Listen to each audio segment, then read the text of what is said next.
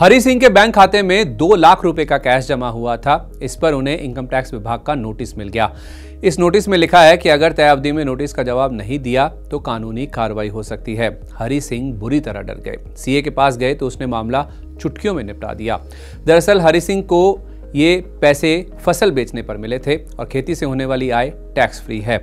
Income tax विभाग अब लोगों को हरी सिंह की तरह नहीं डराएगा। वित्त मंत्री निर्मला सीतारमण ने टैक्स अधिकारियों से कहा है कि टैक्स पेयर्स के साथ फ्रेंडली व्यवहार करें, उन्हें बेवजह परेशान ना किया जाए।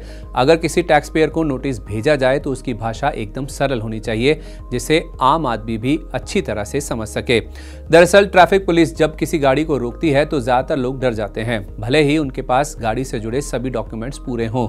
यही हाल इनकम टैक्स विभाग के नोटिस का है। वित्त मंत्री ने लोगों के इसी भय को दूर करने के लिए पहल की है।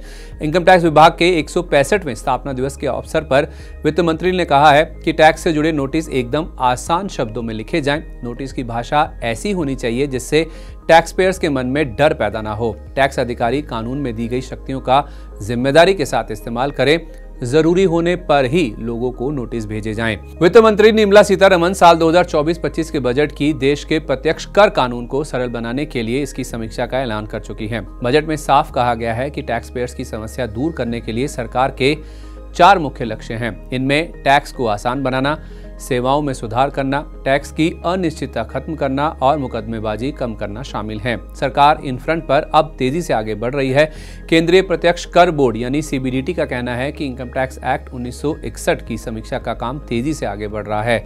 इसे तय समय में पूरा कर लिया जाएगा। Tax and investment expert Balwant Jain कहते हैं कि इनकम टैक्स नोटिस की लीगल भाषा वाकई बहुत जटिल होती है। अधिकतर लोगों को नोटिस को समझने और इसका जवाब देने के लिए सीए की मदद लेनी पड़ती है। इनकम टैक्स विभाग को नोटिस में आम बोलचाल की ऐसी भाषा का इस्तेमाल करना चाहिए जिससे लोग खुद ही समझकर जवाब दे सकें। इसके लिए उन्हें सीए के पास ना दौड़ना पड़े। नोटिस की भाषा सरल होने से ज्यादा लोग टैक्स से जुड़े नियमों का पालन करेंगे। दरअसल टैक्स रिफॉर्म्स की प्रक्रिया के तहत सरकार चाहती है कि किसी व्यक्ति को नोटिस किस वजह से भेजा जा रहा है, इस बारे में एकदम स्पष्ट जानकारी होनी चाहिए। टैक्स पेयर्स के साथ व्यवहार डराने वाला तो बिल्कुल भी नहीं होना चाहिए। टैक्स से जुड़ा मामला जितना बड़ा है उस हिसाब से कार्रवाई होनी चाहिए।